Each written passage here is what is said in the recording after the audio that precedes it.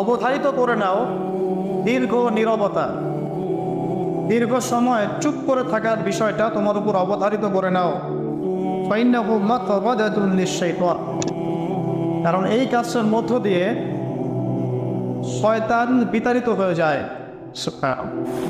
ওয়া আউনুল লাকা আলা আমরি দীনিক, দীর্ঘ সময় চুপ থাকলে তোমার দিনের প্রতিটা কাজ করার ব্যাপারে আল্লাহ তোমাকে সাহায্য করবেন।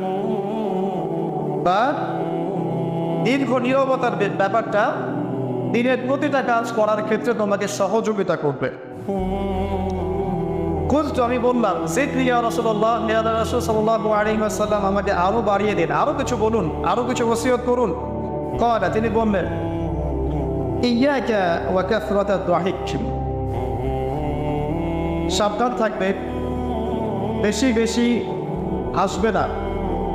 ফাইন্নাহু ইউমিতুল কানি, কারণ যারা অধিক পরিমাণে হাসাহাসি করে তাদের কলব মরে যায়, তাদের কলবের মৃত্যু ঘটে।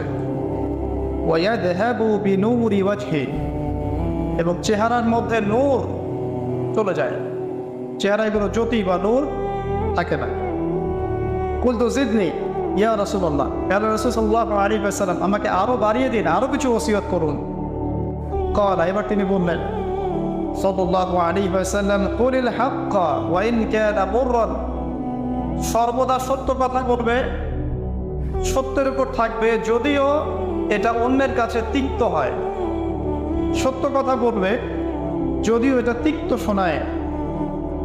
কত জিদনি ইয়া রাসূলুল্লাহ, তিনি বলছেন, আমি বললাম, হে আল্লাহর রাসূল, আরো বাড়িয়ে দিন আমাকে। ক্বালা, এবার নবীজি বললেন সাল্লাল্লাহু আলাইহি ওয়াসাল্লাম, লা তাখাফ ফিল্লাহি লাউমাতা লাইম, আল্লাহর পথে কাজ করার ব্যাপারে বা আল্লাহর পথে চলার ক্ষেত্রে, আল্লাহর দিন পালনের ক্ষেত্রে নিন্দুকের নিন্দার পরোয়া করবে না। আল্লাহর ব্যাপারে নিন্দুকের নিন্দার সমালোচনার পরোয়া করবে না। কুলতু জিদনি ইয়া রাসূলুল্লাহ, তিনি বললেন, আমি বললাম যে আরো বাড়িয়ে দিন হে আল্লাহর রাসূল আমার জন্য।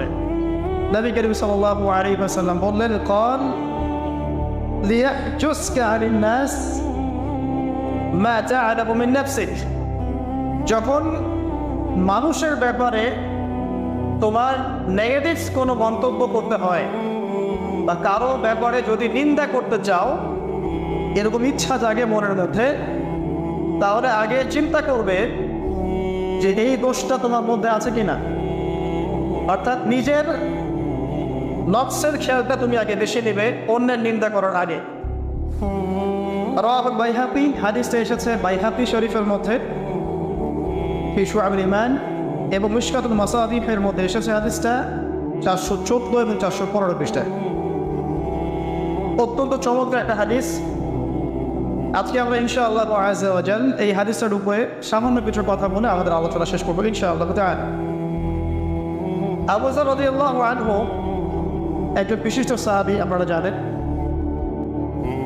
যার ব্যাপারে নবী করিম সাল্লাল্লাহু আলাইহি ওয়াসাল্লাম বলেছিলেন, আবু যর, তুমি খুব নরম মানুষ, তাই কখনো দায়িত্ব চেয়ে নিও না, কারণ তোমার উপরে যদি 2 জন মানুষের দায়িত্ব দেয়া হয়, তোমাকে যেন ছুরিবিহীন জবাই করে দেয়া হবে।